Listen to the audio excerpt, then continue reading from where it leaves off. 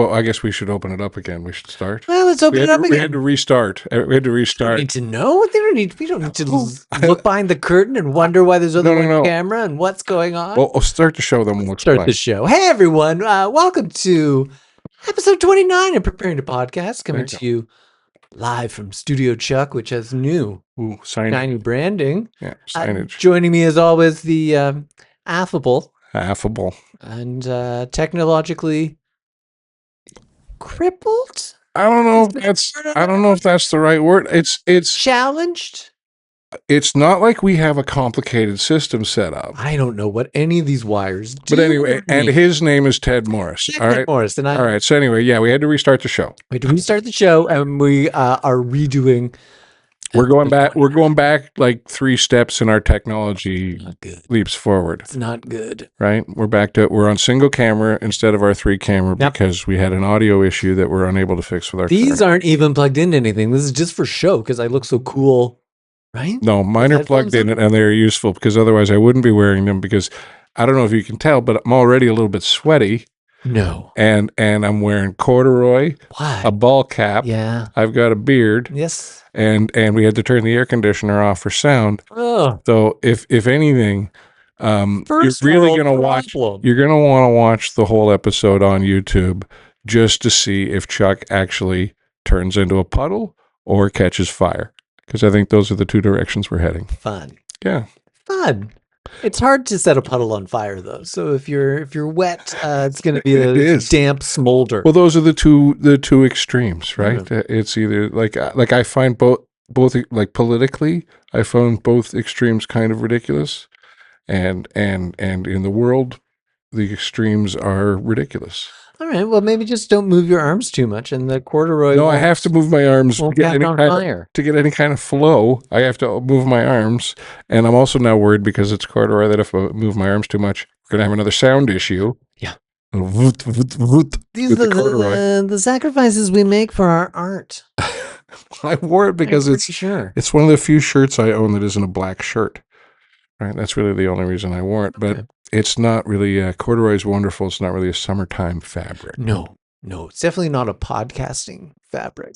No, not when you got to turn the air conditioner on for sound. No, unacceptable. I wish we could, although I have done shows in like proper studios and you still have to turn the air conditioner off for sound in a proper studio. Bullshit. And it's one of those things where you turn off the air conditioning and then you try to get it as fast. You try to get that scene filmed as fast as you can. It's the best for the producer. It's a bit of a trade-off because they're probably paying for the air conditioning, but I imagine the air conditioning is still cheaper than the entire cast and crew because the cast and crew will zoom through a script in a hot room. Absolutely. But if that room is cool and comfortable, it is chocolate almonds and let's take our time. It's Teamster style shooting.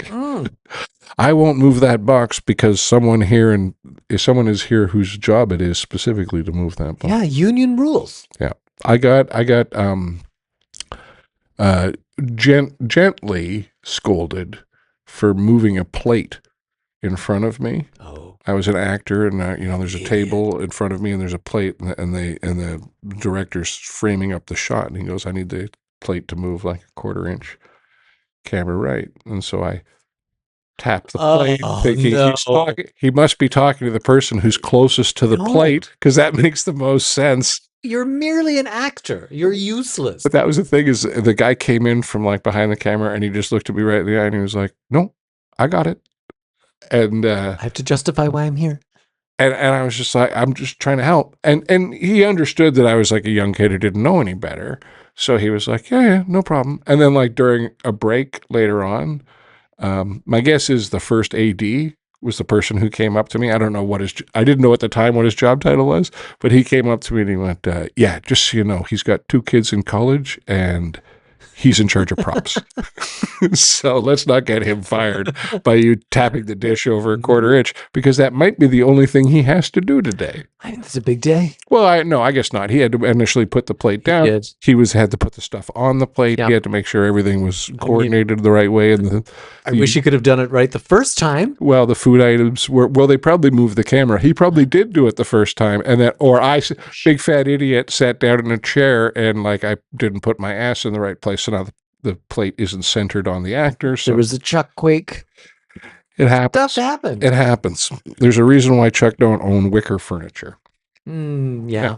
Because you're not an old lady? Well, because I don't want to live my life in a constant state of, is today the day I break my chair? I mean, I have some big people in my life, and there's certainly chairs I steer them away from when they come over to my home. Perhaps you'd like to sit in this that was chair. In my original stand-up comedy act, which I would say like my first 15 minutes. That was one of the jokes I had is... fat guy sitting in a chair? Pretty much. It was, I'm not a big fan of wicker, like especially those wicker hanging chairs, whenever I see wicker in somebody's house, I just make a beeline for it to see if they'll stop me. They'll use it as jump in front of me and be like, "Whoa, hey, what you thinking there, fella?" I know, you also have to blame the chair rather than all the poor life choices of whoever's sitting in that chair. Well, I just think it's a bad idea to have a chair hanging from your ceiling. And there isn't a situation where that isn't going to be a problem at some point. The best time for that was the 70s. I love those chairs, but I was also a child, a lithe, tiny little light child in the 70s. Yeah, exactly. So if you're 6, no problem. But you know what I mean? If you're 6 years old, you should have hanging furniture. You should have slides in your room. You should have all sorts of stuff. Technically, right now, I have hanging furniture, and it can take a fair bit of weight. Yeah, but is that a sex swing that you've bolted into the frame of the... No, we drilled it into the ceiling. You drilled it down in a concrete ceiling? Yeah. Yeah, you got it all cemented in there proper. I don't want you hurting your neck or nothing. It hasn't fallen out in years. We went down to the tool library. We told the little lesbian there, we're like, we need to... Lesbian? What's going on? The tool library? Yeah. You can check out rent tools. Yeah. Oh, you rented tools. Yeah, so you go down and I think it was like $10 and we got to... And it's literally around the corner from us. But they call it a library. Yeah, they call it the tool library. Oh, okay. Because most people, when they rent tools, they go to like Home Depot and they rent tools at the tool store. We go to independent, fun little places. No, I just find the lesbian tool library. You can also build stuff there. You can pay to get a membership that just lets you borrow stuff, or you can pay to have a membership that lets you go in and like use all their equipment. Like use their woodworking shop or whatever. Really? Yeah. Huh. It's like a little pay-as-you-go hobbyist type deal for downtown folks that don't have square footage. Yep. Yeah, some libraries, some actual like book libraries will have other things you can borrow from them. But yeah, the tool library right around the corner. When we had to cut the chains, we just popped over like, we need to chop some sexy chains. I had a friend who used to go and rent, or not rent, but just get documentaries, films from the Vancouver Public Library. Back when everybody was, lining up at Blockbuster and Rogers and all of that stuff. Fools. Well, he went to the library in Vancouver and ended up watching every single thing that Film Canada. What was it? Was it Film Canada? National Film Board? National Film Board of Canada. But all of those logging movies and the logging cartoon? And Did the Cat Come Back? And all of that stuff for I guess big snit 50s, 60s, and 70s, back when the government was spending money on, I don't know, things other than Alberta separation. The Big Snit, you got to check it out. So good. People playing Scrabble, having a fight, and the world ends outside. And that's good. I think the problem with today's world is we don't, people have no memory because there isn't media coverage of the 50s and 60s and what was actually going on. What the government, we lived in a socialist paradise in North America for the most part for a very, very short period of time. Yeah. Right? It was basically every single footage you see of a marching band, those kids didn't have to buy those instruments. The school owned all those instruments. You know what I mean? I'm not buying a giant useless drum. I'm not buying a tuba. I had Come to. from tuba money. I had to buy it. Sousaphone? My parents had to buy my instrument. Well, they didn't because they had to buy an instrument for my brother. My brother chose trombone. Ta-da! Exactly. I chose French horn, and we rented it. Yeah. Yeah. Yeah. We didn't rent I it. We had to buy it. it. It was all a big, it's big brass, right? Big brass scam. Big brass. All I know is that my hand used to smell real weird after band The practice. 70s was all about big tobacco, big brass, and little oil. Little oil. Oh, little oil. Just little wee oils. Yeah. So there's, speaking of which. What, are we recreating episode 29? Is that what's happening? Word for word? I thought that would be a fun exercise. What did, I don't know. To be honest with you, I can't even remember what we were talking about. I know probably Iran War probably came up. Yeah. Because that's. Was it on or was it off at that point? Was it done or was it? It's one of those things where like it's ended so many times. The last 5 months feels like it's been 5 months, but to my understanding, it's only been 4 to 6 weeks. Even though it's actually 5 months have ticked off on the calendar. And now they're at the point where, like, Donald Trump is at the point where I think he's just tired of talking about it. He wants to move on to other things, and he's hoping it'll all just go away. Meanwhile, Iran is like, oh, no. Then he briefly said he was going to charge a 20% toll. Yeah, he's like, I'm going to charge a toll. We're like, well, that's not your... And that was like 2 weeks after. There will be no tolls. And so Iran's like, hey, we'll charge a toll, but you know what? How about 10% instead of 20%? We'll get you a deal. It's undercutting. That's the art of the deal. Yeah. So how about death to America? How about just have better prices? Yeah. Better prices. Just give me a bargain. Yeah. That's all I'm interested in. We've lowered our extortion so you can afford to fill up your car with gas. I did notice that since they gave up on fixing the war, the price of gas has started to steadily tick up again. Yes. It's like it matters. It's weird. It's weird. It's like as if like a war in probably the most strategic place in the world for the entire oil business matters to day-to-day people. Only 20% of the world's oil goes through the Strait of Hormuz. Only 1/5. Only 1/5. Only 1/5. And in the great thing about Western thinking is we're already richer than 4/5 of the world. So being in the 1/5, like 1/5 doesn't seem like a real number to us. 20%. So like that's my thinking is I don't think I'm going to run into a situation where I have to, I might have to line up for gas if somebody lowers the price of it. I don't think I'm going to have to line up for gas because they're rationing it here. No, probably not. I do think that in Indonesia, there's going to be a lot less scooter traffic all of a sudden because the price of scooters won't be gas. Oh, man. That's just like lawnmower engine gas, though. Still gas. Gas is gas. It's fine. I'm not using premium gas. I remember when the difference between regular and premium was like 2 cents, and now it's like the 1% versus the 90% wealth gap. It's like premium. I don't get the premium. Some cars tell you that you have to be putting premium gas in your car. Idiots. Well, I mean, I guess you don't have to, but you're probably going to want to change your fuel filter a lot more often if you don't. There's a fuel filter? Oh, there's a filter for everything. Hang on. What do you know about your car? Gas goes in the hole. Yeah, gas goes in the hole. Ted goes in the seat, and radio goes la la la. Radio goes la la la. And there you have it. There you have it. All right. So to recap, Iran still at war. Still at war, or maybe not. And I will say the memes are still coming strong from Iran. I think Iran is not only are they winning the war like in our hearts strategically. Well, I don't know about I spent my entire life kind of rooting against the Ayatollah just as a thing. Right. You know what I mean? As you grew up as a kid in the 70s, Ayatollah bad. That was just kind of all right. Ayatollah bad. Right. You just in a Doonesbury comic. So Jesus good, Ayatollah bad. Those are some basic messages from my childhood. Communism bad. Right? That was another big message of my childhood. Communism bad and don't touch it. That was a Catholic school. That was a big Catholic. All right. It's like, are we doing? I don't care how hard. I don't care how painful it is, how hard it is. Don't touch it. Still no hair on these palms, nuns. No. Still no hair. Rest assured, I touched it. I touched the hell out of it.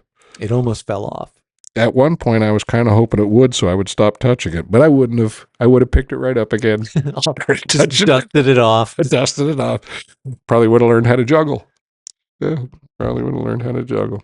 So, we just had today, Yes. this week, the next few days, it should be cleared up by the time the episode airs. Let's hope. But we've got a city full of smoke here in Toronto, We've got a city full of smoke. which is a great way to find out that last week Thunder Bay almost burned out.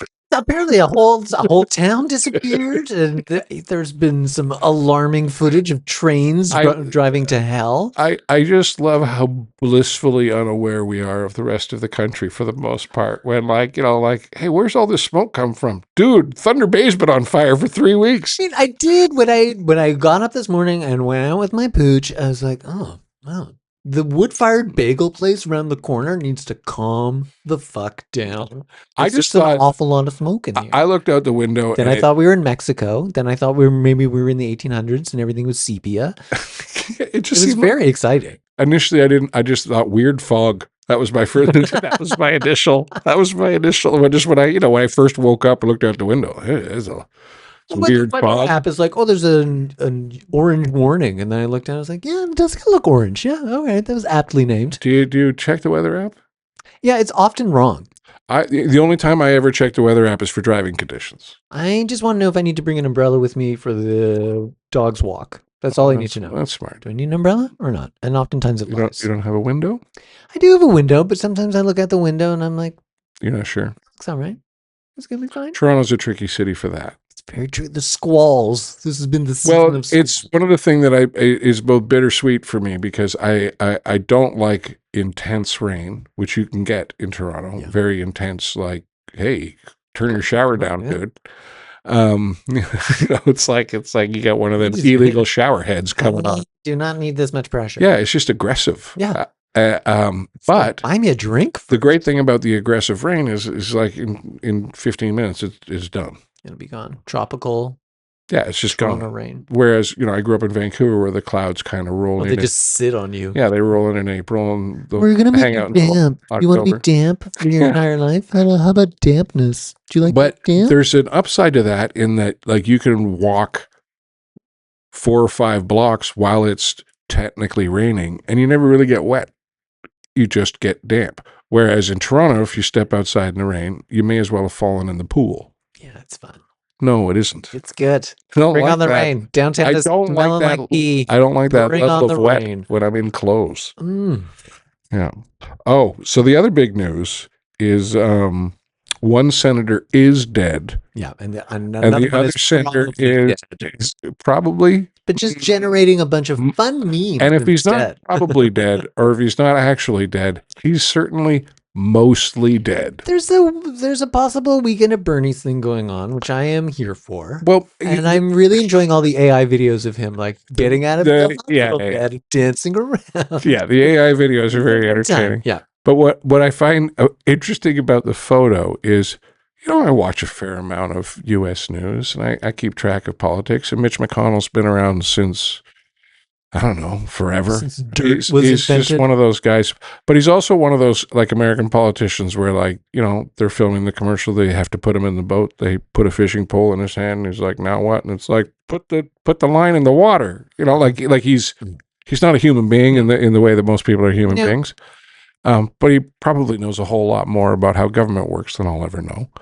But anywho, that picture of him in the hospital is the best picture of him that's been taken in, I don't know, 15 years. He has not looked that good in 15 years. That's what's wrong with that photograph. Yes. He doesn't look as much like a turtle as he normally does. I've visited and seen people who have been in the hospital for a month, and they never look better. No, well, you don't get any color in your face. You're not getting any sun. You're eating delicious hospital food. And you're in your 80s, and some guy probably cracked all of your ribs giving you 2 pumps of CPR. Ugh. Right? Like, I don't imagine Mitch can take the full hit when the paramedic shows up all jacked. Yeah, and at that point, like, if you have to do CPR on an 80-year-old, I was like, just don't. Just I mean, they're everybody. not coming back as themselves. Just I've had this talk with my parents. I'm like, they're like, well, do you know CPR? I'm like, yeah, but I'm not giving you any. You don't get any of my CPR.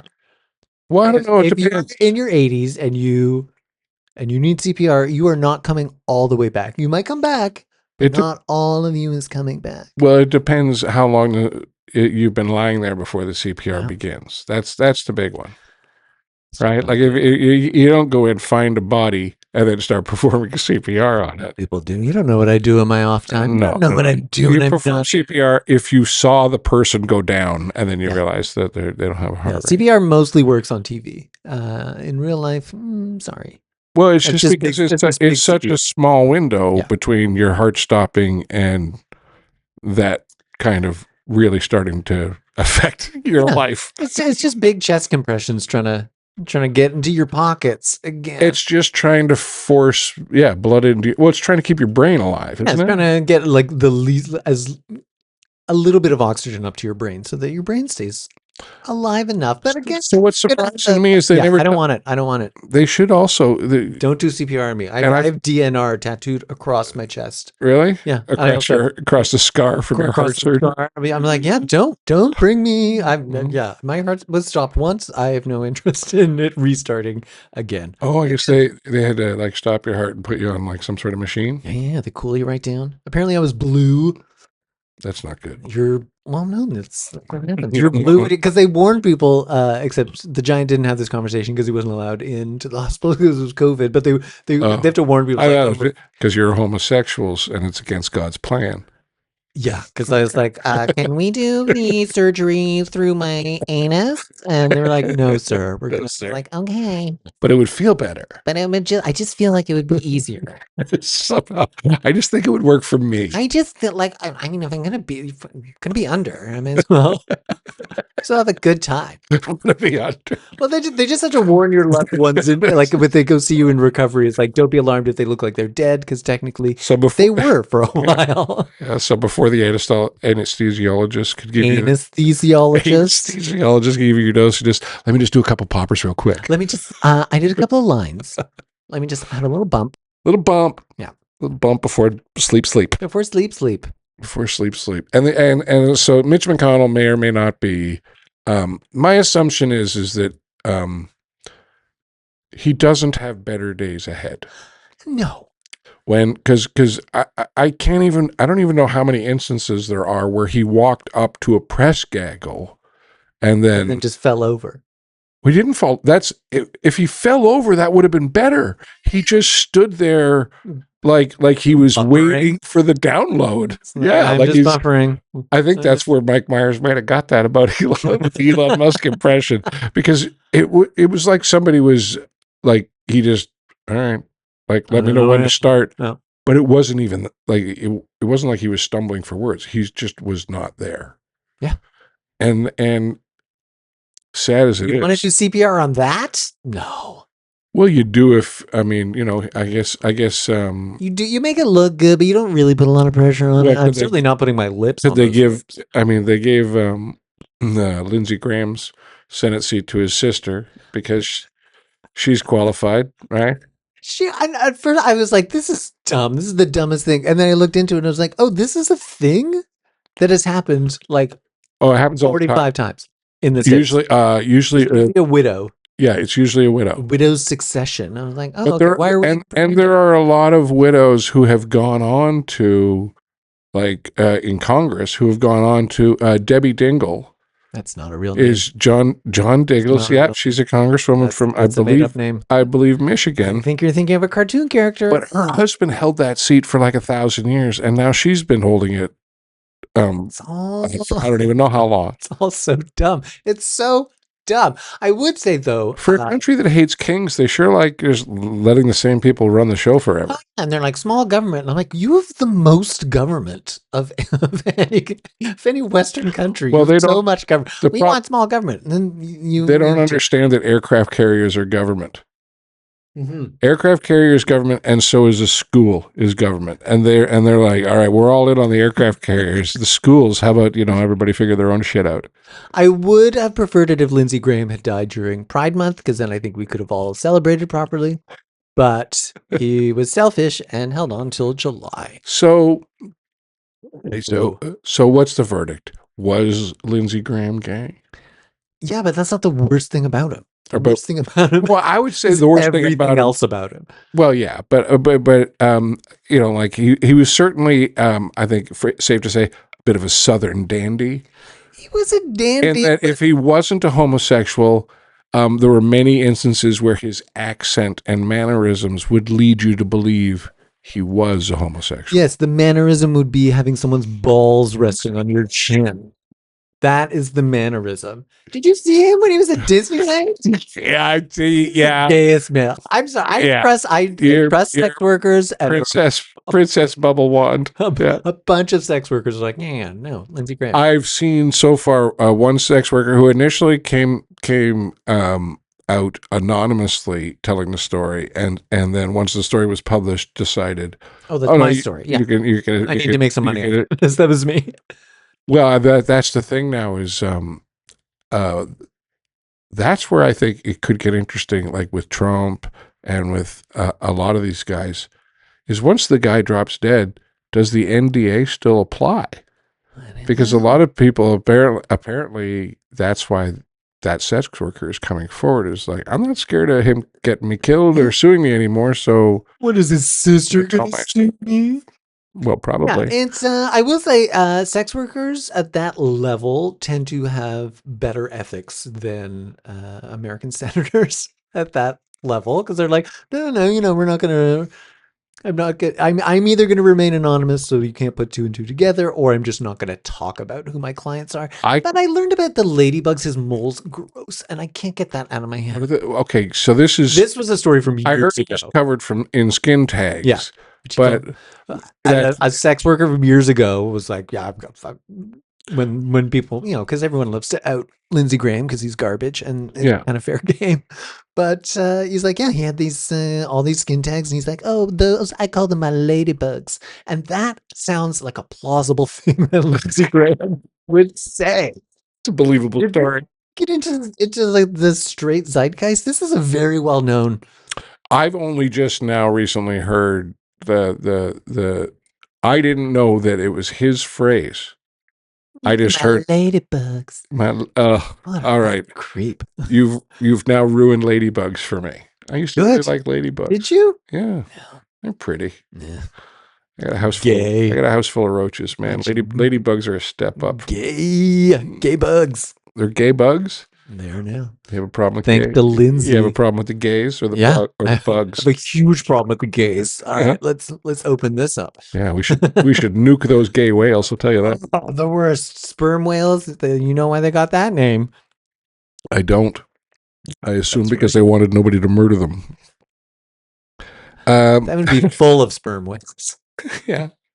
So this story keeps popping up, which I find kind of interesting, and I don't know if you've heard about it. Is there's now that Alberta's on kind of this referendum kick. Yes, they've got the we want our own country referendum, and which the government bent over backwards to make happen for them. Yeah, let's spend some money. Well, there's a bunch of people in the I guess it's the United Conservative Party of Alberta, which is it's like four piles of conservatives all rolling around in each other's oil money, and so they bent over backwards because these people are kind of friendly to the conservatives, and to be honest, the conservatives are kind of owned outright by the oil lobby. So the oil lobby wants Alberta to be its own country because then it won't be able to fend for itself, and fuck you, Albertans. But the people that are cheering for it are just like, hey, they're going to give me my own land. Yeah. Like, no, they aren't. They're just going to take away all your rights and freedoms and steal your oil. But there's another referendum that these people have been trying to get going, and it's essentially to ban coal mining. Okay. And so they've gone. Coal mining do we have in Canada? They've gone out and gotten their signatures, and it was and all of that. But like at the same time that they've been following all the same steps that these Alberta separatist people have had, the government's been bending over backwards to fuck them over and not let them do it.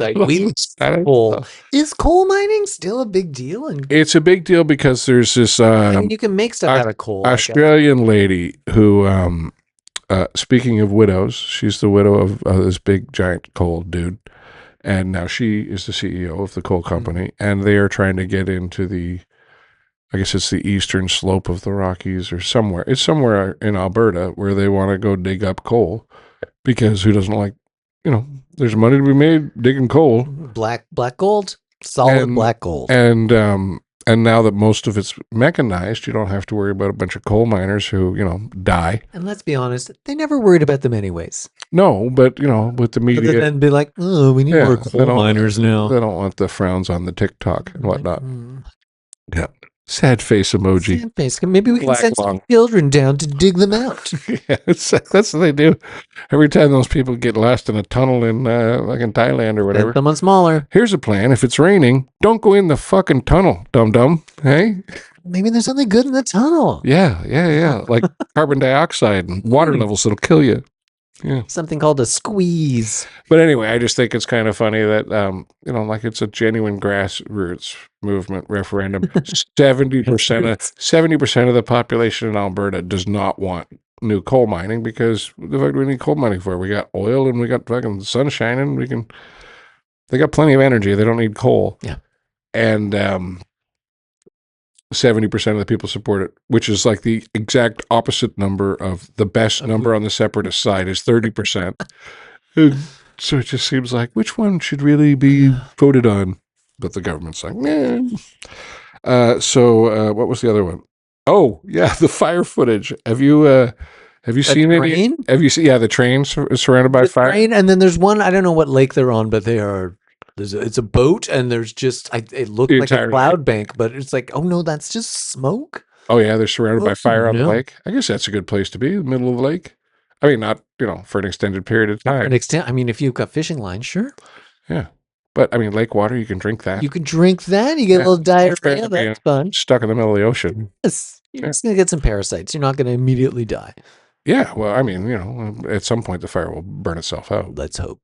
Well, we'll see. They all burn out eventually. We'll see.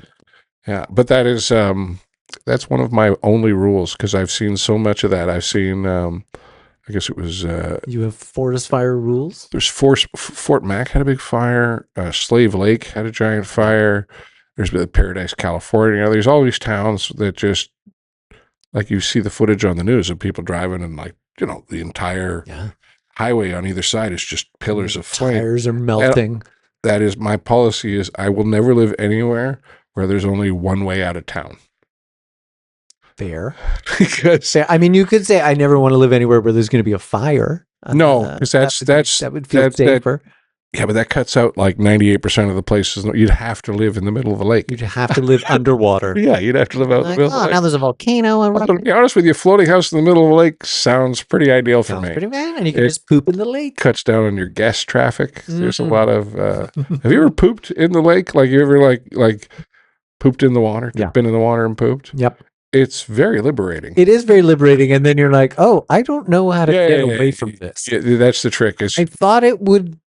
You need current. Yeah, I thought it would just kind of float away from me, but all of a sudden it was like chasing me, and it turned into a thing. Current or waves, right? So there's like a fish that wants to eat this. Freak, and then Ocean Beach, two great places to have a poop. But yes, Still Lake is a little creepy because it's.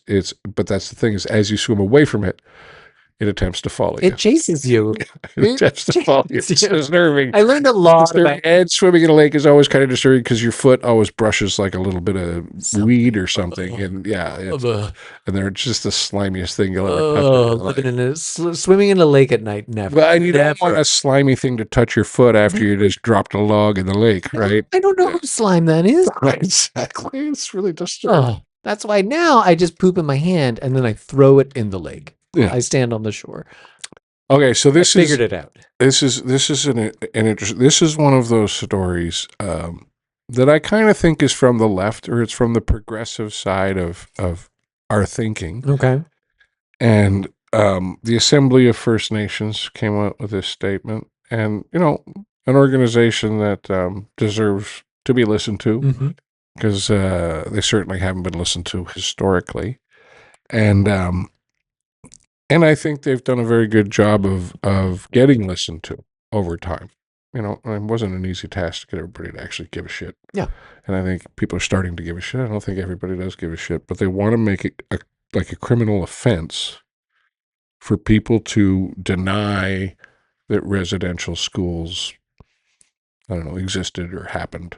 You know what I mean? All of the terrible, but they want to make it a crime, and I just think that's such a, it's kind of a standard bad progressive way of dealing with things, in that I want to criminalize Holocaust denial It is a as weird thing. as opposed to I want to make Holocaust education mandatory. Yeah, That seems like a way better solution. because the idiots that are going to be like, well, the Holocaust didn't happen. It's like, okay, but like, is finding them or putting them in jail really But I also think doing anything? by arguing against people like that, you legitimize them. Well, it's like flat earthers. It's why am I debating you about something so When stupid? somebody says the earth is flat, I'm like, okay, great. Now I can dismiss anything you're ever going to say for the rest of your life. Never need to listen to you again. Yeah, you're not. I wouldn't believe you if you told me that the building was on fire.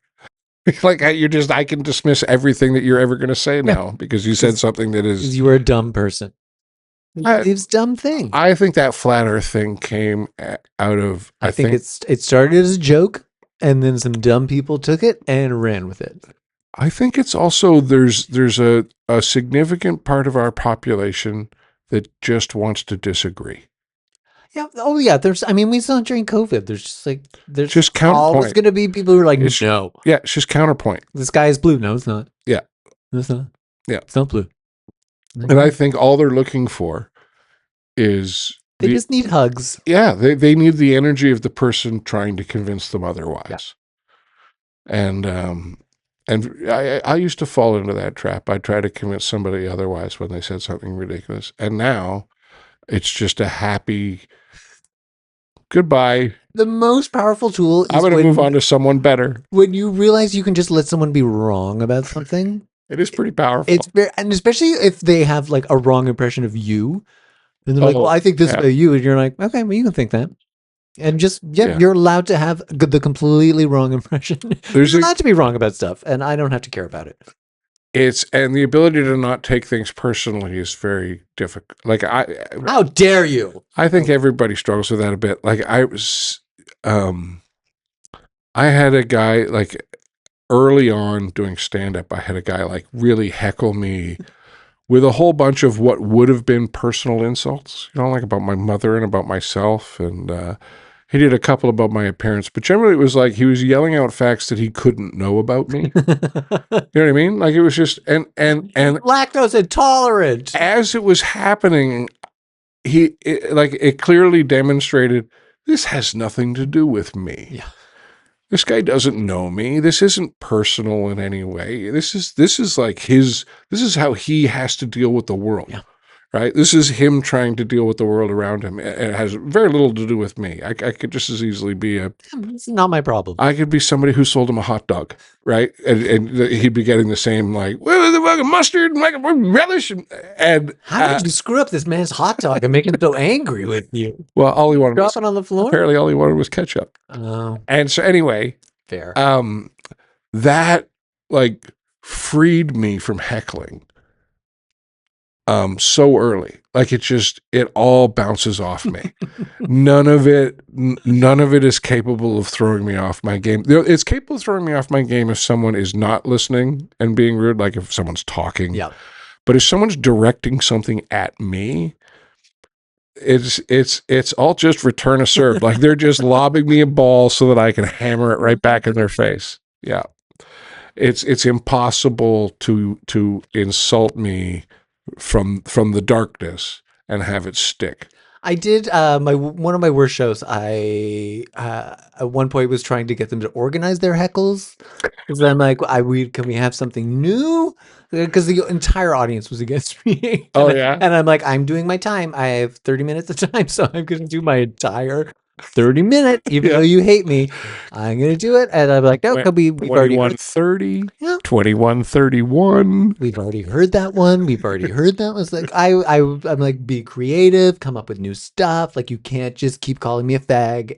Like, it's getting boring. Where was this show that they're just yelling fag at you? This is a Brock University. Oh, okay.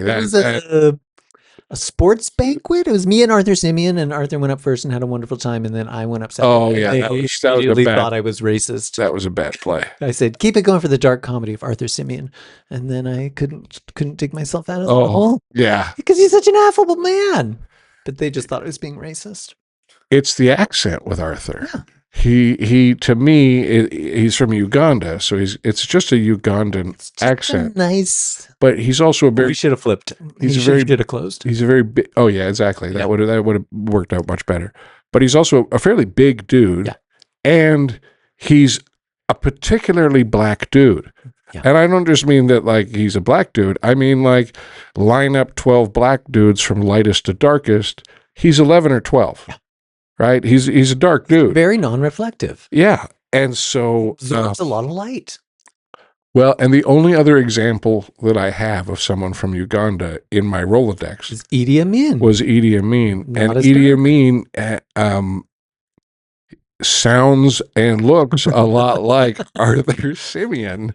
And so when I first met him, I was very intimidated by him because he was like this giant, tall black dude who sounded like Idi Amin, who did nothing but murder people all day long. Oh, I just felt like I was home. And Arthur's just like, he's like the opposite of Idi Amin. He's like the most friendly, wonderful person in the world. I mean, he's murdered a lot of people as well. I To be assume, fair. Let's I not assume, downplay Arthur's I achievements. assume that's what gives him his chill, Right? right? Because he's been able to unload all of his animosity Get it all out. through his constant murder sprees, right? I don't think that's slander, technically. I don't think If it's so. true. If it's true, If not. it's Yeah, true. no. This is a comedy podcast for the comedy record. And I said These are all allegedly. if it's true. I didn't say it was true.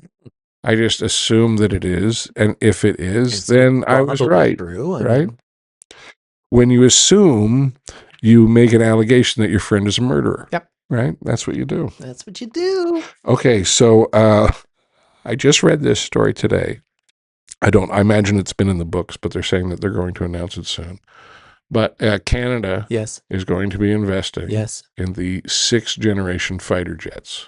Oh yeah, we're making fighter jets. We're making fighter jets. Fun. Now, we've been involved in different fighter jet deals before, right? There's the famous Avro The Avro jet, Arrow. the Avro Arrow, the Canadian jet that was better than everything around it, but we didn't have the dollar bills to put one together. Didn't we build like one? Isn't there one in like a There's museum it's somewhere? like sitting on a stick outside of a hotel in Like, Belleville, oh, that's it. Oh, and I've done that gig. Yeah. And so we've got a lot of jets like that in Canada that are all sitting on sticks outside of a Best Western. Perfect. And oh yeah, they're pointed at the sky where they'd rather be. It's very rather than inspiring. and to be honest with you, I'd rather be in the sky than at a Best Western too. So you can't really blame the airplane. Yeah. But and then we were also involved in the F-35, the American overpriced novelty plane. We want your dirty American plane. The F-35 was like the perfect example of how the military industrial complex operates, when like every single state in the union builds a part of this plane. And so you get all the senators and all the Congress people on board, and you know what I mean? It's all, and then different countries have to pledge to buy a certain number of planes, and that legitimizes the amount of money you're wasting on this plane. So everybody gets to waste this entirely huge amount of money. So anyway, we're doing it again. New generation. Amazing. We are not doing it with the Americans, No, I don't believe, boo. but it is part of an international crew. And as I was reading the list, the first country I saw on the list was the United Kingdom, which okay. Makes sense. UK, they make good products. Rolls-Royce, right? A lot of jet engines. They make a lot of jet engines. Bentley airplane. Land Rovers, Jaguar, beautiful, totally unreliable, right? So maybe we don't have them make the starters. But then I got to the second name on the list, Japan. Okay. Also, We won't fit in them. They'll be small. very reassuring, Mhm. but very reassuring. Like all the electronics are going to be good, Yes. right? It's going to have Everything's a touchscreen. clean lines. All the mathematics is going to work out, the proper numbers and everything. And then the third country I read, Italy. And be honest, yeah, Maybe they'll just do the upholstery. Maybe That they'll was- just do the seats. that was my thought. You can do it. If they were in charge of cockpit design, I'd be okay with Italy. But other than that, from the people who brought you Fiat, Yeah, but didn't they bring you Ferrari as well? have you seen the electric Ferrari? No. Well, you don't want to. No. You don't want to. It's everything about a Ferrari if you remove everything about a Ferrari. What about like a Vespa vibe on these planes? You like a little Vespa? Not on a sixth generation stealth fighter jet. I don't want I don't want small engine. That's not what I'm You don't looking want like a for. full start No, jet? not my stealth fighter jets. I mean, the irony of this thing is the only people that actually we'd ever be able to use this against is probably America, Oh yeah. right? Because the Chinese, despite people trying to pretend that China wants to take over the world, No, they already they've did. They did it with manufacturing. yeah, They well, did it by making everything. They're in charge now. yeah, but that's the thing is they They don't need to bomb anyone. We're giving them enough money as it is. well, China's got a lot of power. I think America has still has kind of that underlying conquering spirit, Yes. and Imperial spirit. yeah, because they rolled across the continent and they got to the ocean. They're like, "What do you mean that's it?" Right? So they headed south for a while, and now they kind of go here, there, and everywhere. doing their Bases thing. everywhere. How about we put bases? Yeah, it's kind of a Where's Waldo of the U.S. Army all over the place. But China is like I wouldn't want to be Taiwan. No. I wouldn't even really want to be Japan. No, I wouldn't want to be any sort of ethnic minority in China. Well, I just wouldn't want to be an immediate neighbor. Like Nepal was was just like, I'm sorry, Nepal, but Buddhism's great, but it's not really good when you're fighting the Chinese army. Right? They're just going to kind of show up and tell you, oh, yeah. Bullshit, get out. And so, that's that. It's easier to like China when you're not sharing a border with China. But they've kind of run out of, I mean, where are they go? Where else are they going? Mongolia? Well, they're going into the South China Sea and stuff like that. I mean, their name is but they're not in. going into Russia because they're not going into Mongolia because it's like, who's got their eyes on northern Canada thinking, ooh, we could all live there, right? Nobody wants to live there. Mongolia of North America. Well, yeah, the only people that want to live there are people who are like speculating on what it could be like in 150 years. In 150 years, the Northwest Territories is probably going to be a lovely place to live. Oh yeah, get some beachfront property there now. Well, which will be inland somewhere, but eventually it'll be way inland because the whole thing is when it all melts. It's for like probably a couple hundred years. It's just going to be a swamp. It's going to be good. It's going to be so many bugs, delicious, weird viruses, methane-filled swamp falling out of the permafrost. Yeah, exactly, full of 4 million year old viruses. It's going to be good. Yeah, I don't know why people are so worried about the price of gas. Right, the whole world's coming to an. I mean, the whole world's always coming to an end. Yeah, that's the great thing about the world. Yeah, it's just we're the world coming to an end. It's just us. It was weird. It's just civilization. The world's going to do fine without us. Yeah, there was a guy at my show on the weekend. It was his birthday, and he was gross. He was 43. Ew. He looked pretty good. Terrible age. But he was like, he looked at me like, "Are you worried that I'm going to make fun of how old you are?" And he was like, "Yeah." And I'm like, "I must be looking okay then." Yeah. What small town were you in? I'm in my Burlington. I'm in my 50s, and the guy, who's 43 is worried I'm going to start making fun of him. I'm like, yeah, all right, this smoke more, eat more plan is really working out for me, right? Well, the trick is just cocoa butter right at the end of the meal. Like you eat some? Yeah. All right, just more butter. A couple more spoons of butter. I just want to smooth out my face. And then into the hot tub, right? Well, that's what the French ladies say. You can either have keep your ass or your face. Your ass or your face. Yeah. Why can't you keep both? It's like, do you want to have a nice ass? Do you want to have a nice face? Oh, okay. Is it like a fat intake thing? Oh, okay. Because butter fills out your face and keeps things. Oh, plump face, plump ass. Yeah. So yeah, and then if you don't have a plump face, your face kind of caves out as you age. Yeah, you can be skinny, but then you're going to look older. Well, that's the thing. That's what a lot of the Hollywood women have done now, and men, is they all get super fit as they get old because they're, it looks better when you get things tightened up. You're all tanned, and look at that, you're really in shape. And it's like, no, it's just your body's incapable of holding fat anymore. It's very upsetting. Like John Goodman with the Ozempic I just feel like the wind's going to pick up, and all of a sudden he's just going to flap away. Ozempic face is not a good face.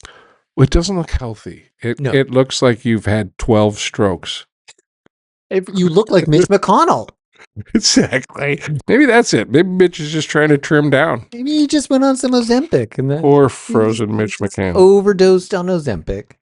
And so, Speaking of Ozempic, yeah, what do you got? because they keep trying to justify everyone using Ozempic, and they're like, They keep we've discovered. they keep lowering the price. I keep getting ads for it. We're at the point where they're like, oh, we think it does this, we think it does this, we think it Oh does yeah, and all yeah, the yeah. cool things. But the funniest one where Like they're like, SpaceX stock. oh, we think it reduces violent behavior. I was like, you're just talking about people being hangry. Like that's all it is. It's just that people aren't hangry anymore. Oh, that makes And they're sense. like, oh, no, it might reduce violent behavior due to impulsive actions. I'm like, You know what? people aren't just they're just not mad. I would argue that dumb. if the world was less hungry, it would be less violent. I would agree with that assessment on like a macro level. But that's not the On drug. a micro level, I don't know. I mean, my dad on road trips is like, you need to feed him Oh yeah, on a regular basis, or he'll just get mad. yeah. I don't know why my mother never understood that. I'm like, just stick a granola bar in his mouth and learn to read a map, woman. What's wrong with you? I'm not good with the maps. She was always the navigator. We did this trip. My mom, my two older sisters, Seems like and there's me. a story here. Oh God! And we rented an RV. Strike one. Tour around South Africa. My mom was the only one that could drive it. Why is that? Because I didn't have a license. My sisters refused. I don't know. It was going to be too expensive to have more than one driver. So my sisters and I were going to like switch off being the navigator. Okay. And then Catherine and I quit after Being- like half an hour because for your mom? Because she wouldn't listen. Oh, okay. We would be like, okay, you want to pull into this right lane? You want to do this? And she's like, this lane? I was like, yeah. I was this exit? I was like, yeah. So you want to okay. make it right here? I want to make it right here. Are you sure? I'm like, Is your follow mom the instructions. is your mom kind of stupid? I mean, it's not a sin. It's not a sin to be stupid. I mean, she's Yeah, you don't want to say that she's stupid. smart. She's not gonna listen to You this. just want to tell a story that kind of frames it that way. Just was a little stressed driving that behemoth around and refused to listen to instructions. So yeah, I will admit, Catherine and I sat in the back and we forced Susan to sit up in the front. And I will admit fight that- all day long and have fun. and I've driven an RV before, and while it's both kind of fun because it's like you feel like I'm driving a big boat, right? But also by the same token, you know that if you make a mistake, it can be tragic, right? Like it's not like driving a car. If you make a mistake, She found it You're hooped. very stressful. Although it did have It a is laugh. because you can't see things around you. The whole thing handles different. You're taking up so much space that you think you're constantly going to be hitting Wind something. is blowing you. We But I got a remember- flat tire at one point outside some rural place, outside of some like I don't know, national park or something. And my mom's like, "Well, you're going to change it?" I'm like, "Why do you think I know how to change it?" Yeah. Why do you? Because I'm the only man here. Yeah. 18-year-old Ted who weighs 100 pounds. You think I know how to? Then some nice, racist white men came out of the bush in a Jeep and we're like, "Oh, they'll fix this." They're the Well, best. The racist white men. just rural racist people. They know how to work their tools. I imagine they're pretty helpful when you're a white family who's stuck on the side of the road. It would have been very different. We've been a different color.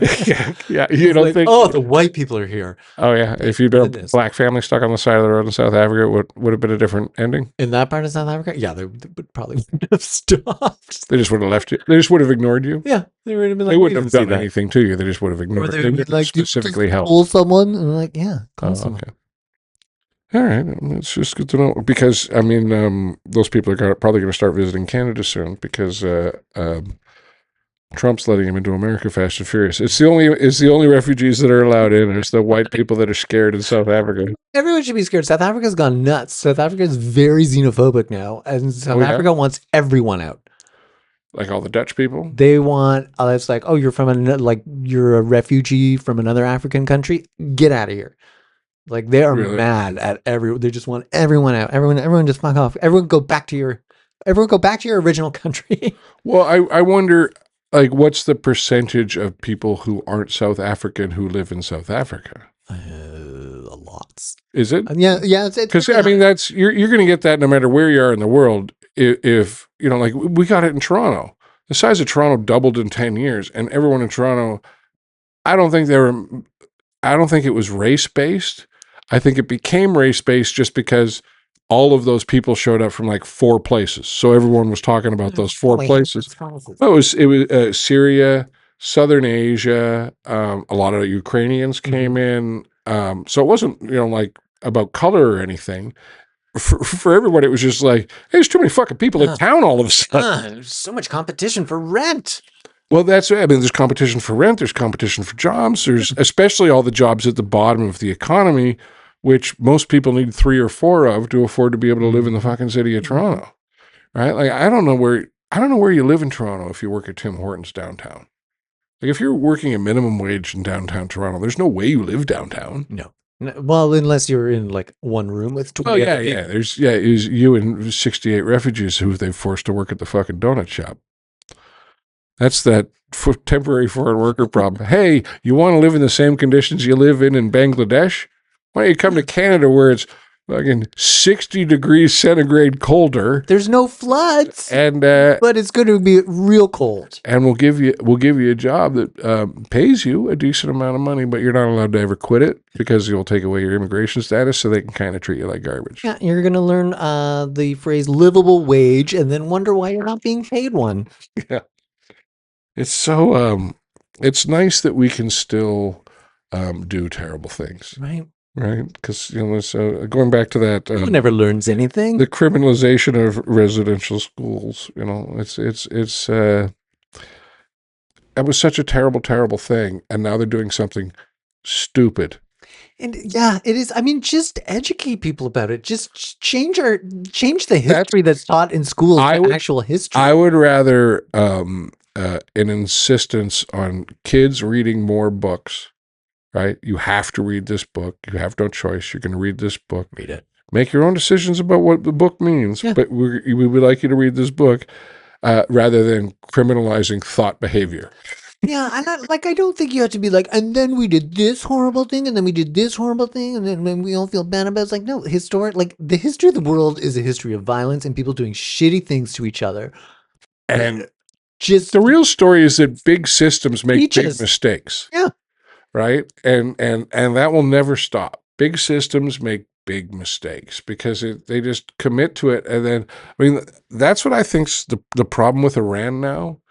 Is there's enough people in the world who are making money on this that are kind of, okay, let the fire burn. Well, that's the most annoying part of this whole thing. It's like, are people just doing this so a couple of assholes can make a bunch of money? Yeah. Is that? I think a lot. Then you're like, is that every war? That's every war. I think at the end of the day, that's everything, not just every war. It's just so a couple of assholes can make a bunch of money. Yeah, that's all it is. Yeah. And it's not even like we're getting. It's. I mean, sometimes like you get a benefit to the couple of assholes making some money, right? Like I enjoy cheeseburgers. Right, and fast food and whatnot. A couple of assholes making a whole pile of money, but I get a benefit out of that, right? Delicious cheeseburger, hot and fresh, right through the window of my car. Yeah, right? Delicious. Yeah, I don't want the fun thing I get out of a war to just be like a war memorial. Or 80% higher gas. Yeah, that is not bueno in a job where, I mean, Oh yeah, being a stand-up comedian is you're in usually a pretty constant state of long distance driving, and it's my expenses doubled. Yeah, and my income didn't. No, I mean every now and then they'll be like, "Oh, gas is expensive, so we're gonna throw you a little extra gas money." It was like, "Well, you didn't throw me enough money to actually cover the gas." Yeah.